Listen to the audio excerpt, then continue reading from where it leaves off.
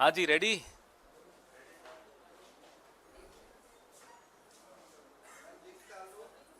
Link डाल दीजिए। मैं रेडी बोला तो आप समझ ही गए होंगे प्रेस वार्ता किस पर है, जनार्दन रेड्डी पर है। प्रधानमंत्री जी,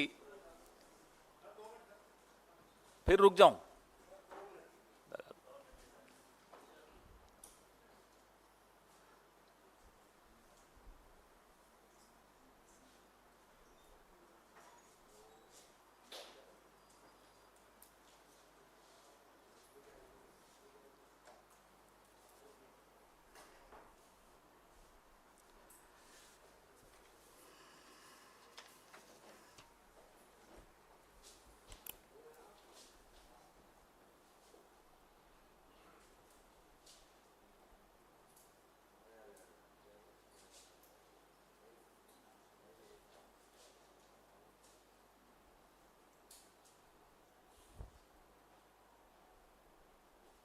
करें?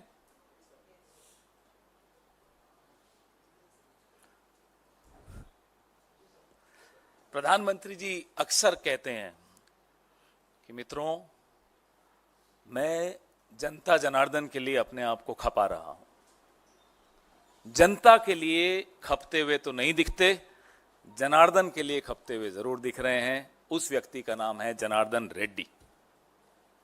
और वो जनार्दन जो है, जिसके विषय में आज हम चर्चा कर रहे हैं, भले ही वो 35,000 करोड़ के घपले का आरोपी हो, भले ही उस जनार्दन के खिलाफ सीबीआई समेत 20 मामले लंबित हों, भले ही उस जनार्दन ने भारत के जंगलों और खदानों में अवैध खनन करके उन्हें बर्बाद कर दिया हो, प्रधानमंत्री उस जनार्दन के लिए आपको खपते हुए दिखेंगे।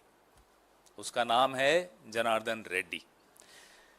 अब ये जनार्दन रेड्डी साहब जो हैं, कोई भाजपा वॉशिंग पाउडर के नए ग्राहक तो हैं नहीं, बड़े पुराने ग्राहक हैं।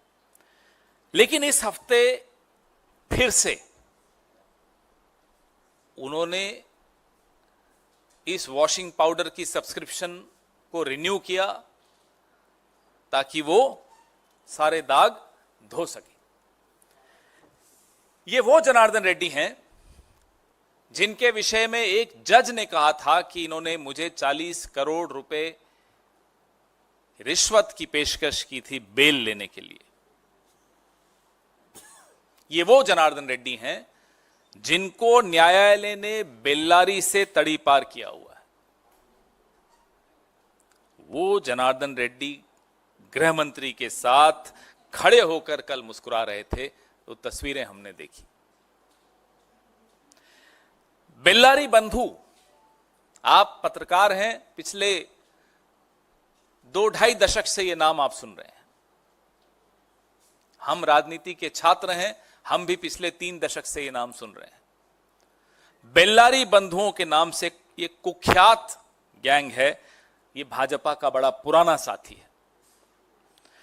1998 में, मैं थोड़ा सा इतिहास के उस दौर में आपको ले जाना चाहता हूं। 1998 में जब स्वर्गीय श्रीमती सुषमा स्वराज जी ने माननीय सोनिया जी के खिलाफ चुनाव लड़ा था, तब सुषमा स्वराज जी के चुनाव प्रचार की तमाम जिम्मेदारी इन बेल्लारी बंधुओं के ने संभाल ली थी। और 98 के उस चुनाव के बाद भाजपा ने इन्हें संभाल लिया। यह इनका रिश्ता है भाजपा से, बेल्लारी बंधुओं का। जो पूर्व मुख्यमंत्री येदियुरप्पा जी और इनकी जुगलबंदी बड़ी मशहूर है। बेल्लारी बंधुओं की येदियुरप्पा जी के साथ एक जुगलबंदी है, आपने सुनी होगी कई बार। इस जुगलबंदी के चलते आयरन ओर के अवैध खनन और निर्यात की एक ऐसी लूट मची कि पूरे भारत में येद्दी और रेड्डी नाम का एक ये जोड़ी थी जो बड़ी प्रख्यात हुई, बड़ी मशहूर हुई। येद्दी रेड्डी गैंग, ऐसी बातें होती थी। इसमें येदियुरप्पा जी को जेल भी जाना पड़ा। लीपापोती के लिए भाजपा ने उनका इस्तीफा भी लिया। आप सब इस इतिहास से वाकिफ हैं, आपने इन सब पे रिपोर्टिंग की हुई है। और 2011 और 17 के बीच इनकी कई बार गिरफ्तारी भी हुई। अब जब ये वापस से भाजपा में शामिल हो गए हैं तो सीबीआई अब इनको ऐसी क्लीन चिट देगी कि उजाला की सफेदी भी इनके सामने फीकी पड़ जाएगी। ये इतना चमकेंगे, अब देखना आप। एक के बाद एक देश भर में 35,000, 70,000, 80,000 करोड़ के घोटालेबाज या कथित आरोपी, जो भी आप कहना चाहें, मोदी जी और भाजपा का वो दामन थाम लेते हैं और साफ हो जाते हैं। ये फिर हो रहा है, इतिहास फिर दोहरा रहा है, हर हफ्ते दोहराता है, हर महीने दोहराता है इतिहास ये वाला। जब इस व्यक्ति ने, जो 35,000 करोड़ का घोटालेबाज है जनार्दन रेड्डी, भाजपा में शामिल होते ही कहा कि मैं अपनी जड़ों की ओर लौट आया हूं।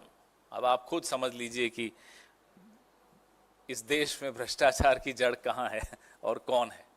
हम नहीं बोल रहे, ये घोटालेबाज बोल रहा है कि साहब मैं अपनी जड़ों में लौट कर आ गया हूं। इतिहास तो मैंने आपको बताया ही, लेकिन कारण भी समझ लेते हैं कि क्या मजबूरी रही है कि ऐसे व्यक्ति को, जो कि कुख्यात है, उसको क्यों शामिल करवाया गया। आपने देखा कि माननीय सर्वोच्च न्यायालय ने इलेक्टोरल बॉन्ड के चंदे पर बैन लगाया, उसको गैर संवैधानिक करार किया, उसको गैर कानूनी करार कर दिया। तो अब यह है भाजपा का plan B. This is the plan B of BJP after the electoral bonds were declared unconstitutional by the Honorable Supreme Court. What is the plan B? The plan B is कि अब सीधा पार्टनरशिप, ऐसे व्यक्तियों को साथ में ले लो जिनसे पैसे लेने हैं, जिनसे पैसे लिए हैं। कोई पर्दादारी मत रखो बीच में, बिल्कुल साथ में मिला दीजिए। खाएंगे, खिलाएंगे और उसके बाद पाचन शक्ति इतनी मजबूत कि वो बंगाल हो, कर्नाटक हो, कहीं के भी घोटालेबाज हो, सब कुछ पचा लिया जाएगा, उन सबको बचा लिया जाएगा। यह कारण है कि ये इस तरह के लोगों को अपने साथ जोड़ रहे हैं। हमारे कुछ सवाल भी हम पूछना चाहेंगे कि तमाम साक्ष्य हैं, लोकायुक्त की रिपोर्ट है, मोदी सरकार के सामने सब कुछ है, फिर भी इस तरह के व्यक्ति के तमाम सीबीआई के केस क्यों बंद किए जाते हैं, क्यों उसको अपने साथ जोड़ लिया जाता है, क्यों मोदी जी और भाजपा जनार्दन रेड्डी को बचाना चाहती है। नंबर 2, क्या यह सच नहीं है कि इनके खिलाफ 20 मामले लंबित हैं? और जैसा कि मैंने कहा, एक जज को 40 करोड़ देने की पेशकश की, फिर भी उनके लिए लाल कालीन क्यों बिछाया जा रहा है भाजपा में शामिल होने के लिए? विपक्ष के नेताओं के लिए तो ईडी, सीबीआई सब, और जिस पर ईडी, सीबीआई है, मामले हैं, फाइलें खुली हुई हैं, केस चल रहे हैं, उनके लिए लाल कालीन क्यों?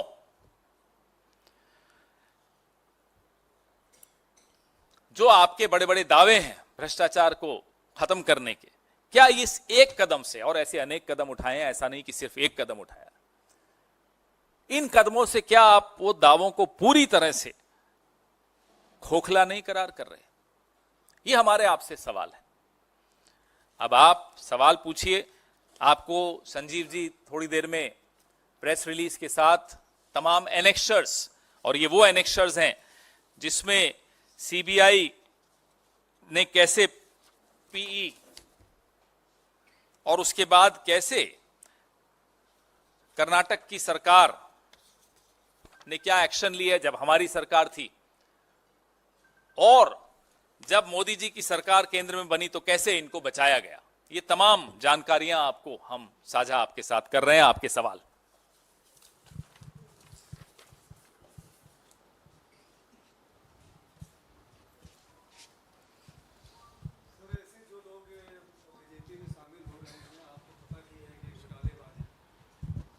सर मैं आकाश श्रीवास्तव हूँ थर्ड आई वर्ल्ड न्यूज़ से। सर मेरा प्रश्न है कि जो ये लोग शामिल हो रहे हैं और आपको पता है और ये पब्लिक डोमेन में भी है, तो इसको कांग्रेस कितना धारदार बनाएगी इलेक्शन कैंपेन के लिए और अपने पॉलिटिकल ना रणनीति के केवल लिए? कांग्रेस इसको धारदार बनाएगी, कांग्रेस की जब सरकार कर्नाटक में, पिछली सरकार जो कांग्रेस की थी इससे पहले वाली, उसमें हमने मामले दर्ज किए बिना किसी डर के। सिद्धरामैया जी हमारे उस वक्त भी मुख्यमंत्री थे, तो सिर्फ इसको कैंपेन का मुद्दा बनाए हो वो बात नहीं है। हम इस भ्रष्टाचार की जड़ तक गए, साक्ष्य और दस्तावेजों के साथ गए, हमने मामले दर्ज किए और उन मामलों को कमजोर करने का भरसक प्रयास मोदी सरकार ने जब केंद्र में सरकार में आए तब किया, जब राज्य में सरकार में आए तब भी किया, अब फिर हमारी सरकार है, हम इनको छोड़ेंगे नहीं।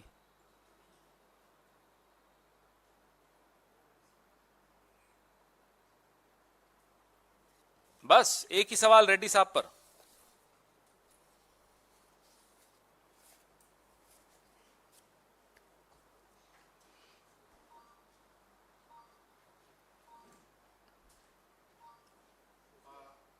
बोलिए बोलिए, माइक दे दीजिए साहब।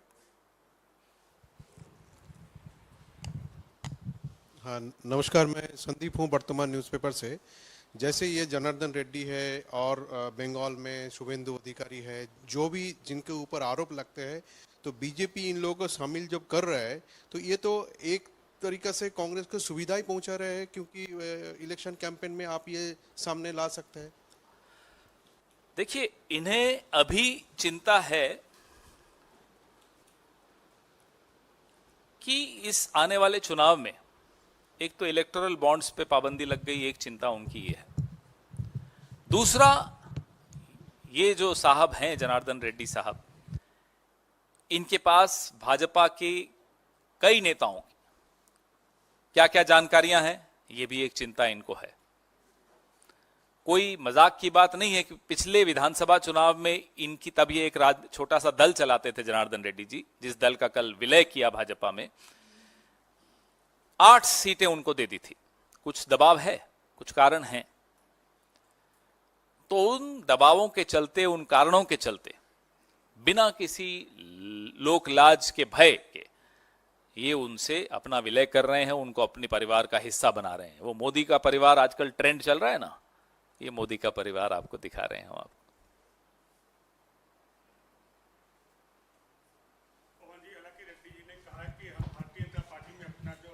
विलय कर रहे हैं, ये बिना शर्त है, लेकिन साथ साथ वहीं यह देखना होगा सीबीआई के कुल 9 मामले जांच में उन पर है।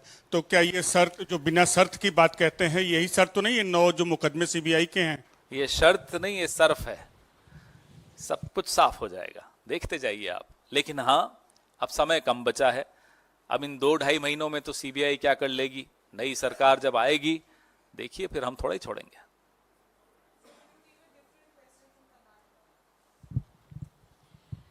So your Lok Sabha candidate from Karnataka, DK Suresh, has, while speaking to CNN News 18, has said that I stand by my statement that we need a separate state, South Indian state, because the focus of this government is mainly on the North Indian states. Basically, he's talking about the tax revolution, but he stands with his statement. He is very sad at the way this government is behaving in a very stepmotherly fashion towards a very integral part of India, which is the southern region of India. However, his expression we do not agree with, but his sentiment, I understand, it comes from a deeply felt pain for the southern region. This government should ensure that no one in India feels alienated like this. Sir, Pavan ji, Amit Shah ji ने एक बयान दिया है कश्मीर को लेकर। उन्होंने कहा है कि हमारी सरकार दोबारा बनेगी तो हम आसपा हटाने पर विचार करेंगे, फौज को वहां से निकालने पर विचार करेंगे, और जो कानून व्यवस्था है वो जम्मू कश्मीर पुलिस के हवाले कर देंगे। उनसे पूछिए कि जम्मू कश्मीर में चुनाव क्यों नहीं करा पा रहे। एक सवाल पूछ लेंगे ना, तमाम जवाब मिल जाएंगे आपको। अब तक क्यों नहीं हो रहे, कारण क्या है, वो तो कोर्ट का आदेश, उसको छोड़िए। आप क्या कर रहे हैं? पूरी एक फलती फूलती डेमोक्रेसी को उस राज्य में खत्म किया, राज्य का दर्जा छीना, यूनियन टेरिटरी का दर्जा दे दिया। लद्दाख में आज सोनम वांगचुक का अनशन खत्म हो रहा है। 21 दिन का उस भारी बर्फबारी में, ठंड में उन्होंने सड़क पर बिताए 21 दिन 21 रातें। जवाब देना। ये बड़ी बड़ी बातें करना टीवी स्टूडियोज में, कॉन्क्लेव्स में, भाषणों में, रैलियों में, उससे क्या होता है? तथ्य सामने हैं आपके। क्या कश्मीरी पंडित वापस कश्मीर जा पाए? क्या वहां किसी की भी जिंदगी, आम आदमी की जिंदगी, सुरक्षा बलों की जिंदगी महफूज है, सुरक्षित है? आप नॉर्मलाइजेशन की परिभाषा क्या देंगे? स्थिति सामान्य है, इसको आप परिभाषित कैसे करेंगे? चुनाव हो रहे हैं, जीवन यापन लोग अच्छी तरह से बिना किसी भय के कर पा रहे हैं। वो भले बिहार और यूपी के या देश के अन्य हिस्सों के लोग वहां जाकर काम कर रहे हो, वो हों, या वहां के स्थानीय नागरिक हों, या वहां के सुरक्षा बल हों, सब सुरक्षित महसूस कर रहे हैं क्या? तब आप जाकर कहेंगे ना कि स्थिति सामान्य है। आप चुनाव नहीं करवा पा रहे और फिर आकर बड़ी बड़ी बातें करते हैं, साहब ये कर दूंगा, वो कर दूंगा। ये तो चलो ठीक है, छोटा भाई है, मोटा भाई और बड़ी बात करता है। वो कहता है 2047 में सब ठीक हो जाएगा। अरे भाई, चुनाव तो आप 2024 का लड़ रहे हो, 47 में कहां निकल लिया? वापस आइए। अब तो उनको बुलाते हैं, वापस आइए। पवन सर,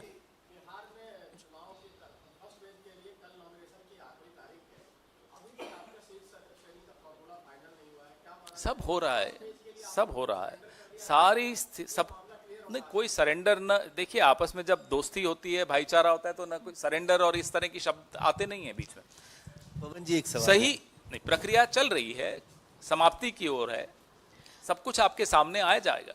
सर 31 को अरविंद केजरीवाल के सपोर्ट में इंडिया ब्लॉक्स लीडर्स प्रोटेस्ट करेंगे रामलीला मैदान में। वहीं पे Punjab units are disappointed and they have a strong view that Congress should not participate in that. What is your take on it? Nobody has told us this, so I don't know.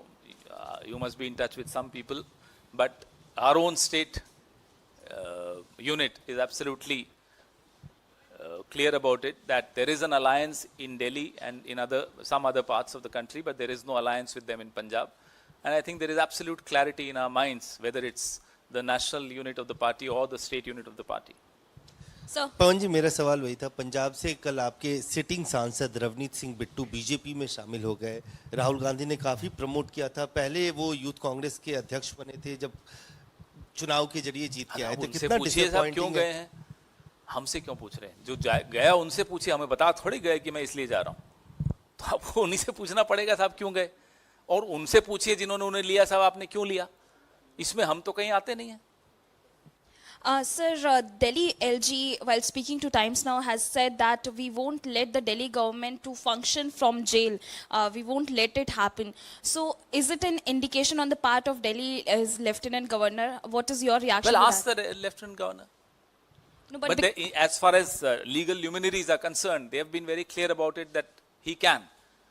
Now, whether it's practical, doable or not, but as far as the legal aspect is concerned, I was reading yesterday, 5 or 6 legal luminaries have written about it, and they feel that it's permissible under the law. So if there is a settled law which doesn't have any problem with this arrangement, then I don't know why the Honorable LG is saying what he's saying. So ask him. चलाना चाहिए या नहीं एक अलग मुद्दा है, चला सकते हैं या नहीं एक अलग मुद्दा है। तो वो कानूनी रूप से जो कानून के विशेषज्ञ हैं वो कह रहे हैं चला सकते हैं। अरविंद केजरीवाल की पत्नी गई थी कल शाम मिलने के लिए। आज उन्होंने अभी इस वक्त वो प्रेस कॉन्फ्रेंस कर रही हैं। उनका कहना है कि शराब घोटाले में पैसा कहाँ गया, इसका खुलासा कल अरविंद केजरीवाल अदालत के सामने करेंगे। ठीक है, तो आने दीजिए, उसके बाद इस पर चर्चा करेंगे। और अब पत्नी अपने पति से मिलने जाएंगी ईडी में, उसमें तो कोई सवाल बनता नहीं है। और कल जरूर उसका सवाल जो खुलासा करेंगे उस पर फिर चर्चा करेंगे हम। खेड़ा जी, केजरीवाल पे जो आरोप हैं और उसकी जो जांच पड़ताल चल रही है, उसके बाद मामला अदालत में भी गया था और उसके बाद वहाँ पर भी उनको राहत नहीं मिली। जिस तरीके से ये आरोप पहले भी लगते रहे और खुद कांग्रेस के नेताओं ने प्रेस कॉन्फ्रेंस भी की, यहाँ इस मंच पर भी हमने देखा, जो बाकायदा आंकड़े दिए गए थे शराब घोटाले को लेकर कथित तौर पर, वो आरोप लगाए गए थे। अब बीजेपी ये कह रही है कि उन आरोपों का क्या हुआ, ये पहले से ही मामले चल रहे थे। देखिए, हम अब तो क्यों क्लीन चिट दे हमने रहे हैं? कभी ये बोला नहीं कि जांच नहीं होनी चाहिए, ना अरविंद केजरीवाल ने कभी बोला कि जांच नहीं होनी चाहिए, लेकिन जांच एजेंसियों पर अगर भरोसा ही नहीं कर पाए तो फिर जांच कौन करेगा? चुनाव से ठीक पहले आप गिरफ्तारी कर रहे हैं, तो फिर हमारा वो संशय कि जांच एजेंसियों पर अब हम भरोसा नहीं कर पा रहे हैं, वो संशय सही साबित हो रहा है। जांच से कभी किसी को कोई परहेज नहीं है। हम पर आरोप लगे, हमारे नेताओं ने 50-50, 55-55 घंटे जांच झेली है। जांच से ना अरविंद केजरीवाल को आपत्ति है, ना किसी और को आपत्ति है, लेकिन जांच एजेंसीज क्या सही काम निष्पक्ष तरीके से कर पा रही हैं बिना कठपुतली बने? इसका जवाब हम सबको मिल चुका है। वो सोरेन साहब की गिरफ्तारी में मिला हो, वो इनकम टैक्स की जो हमारे खातों पर कार्रवाई हुई उसमें मिला हो, वो अरविंद केजरीवाल की गिरफ्तारी में मिला हो, तमाम जवाब आपके सामने है। जो हमारा संशय और हमारा शक था जांच एजेंसियों पर, वो सही साबित हो रहा है। माइक दीजिए भाई। निर्मला जी के पति ने एक बयान दिया है कि सबसे बड़ा विश्व का घोटाला कोई है तो वो इलेक्टोरल बॉन्ड है। बिल्कुल मैं सहमत हूं। मैं अभी देख रहा था अभी आते हुए उनका वीडियो। वो काबिल व्यक्ति हैं, समझदार व्यक्ति हैं, और उनके विचार देश में कई लोग हिमायती हैं उनके विचारों के। मैं भी उनमें से एक हूं। तो सुना उनकी बात और बिल्कुल मैं सहमत हूं उनसे। ये बहुत बड़ा घोटाला है। जो प्रभाकर साहब कह रहे हैं वो सही कह रहे हैं। तो जी, you wanted the mic, one of you? हो गया?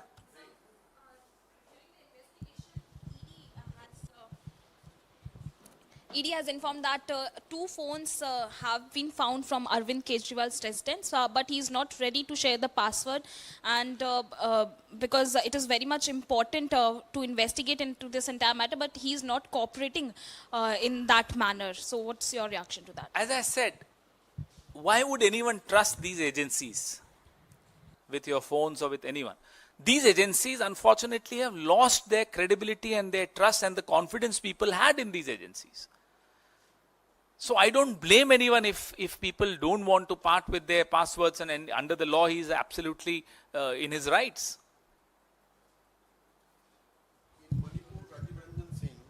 In Manipur, Rajiv Ranjan Singh to Uttar Pradesh Pilibhit, Varun Gandhi, जिसने मोदी गवर्नमेंट के खिलाफ कुछ भी बयान दिया है, उन लोगों को टिकट काट दिया है।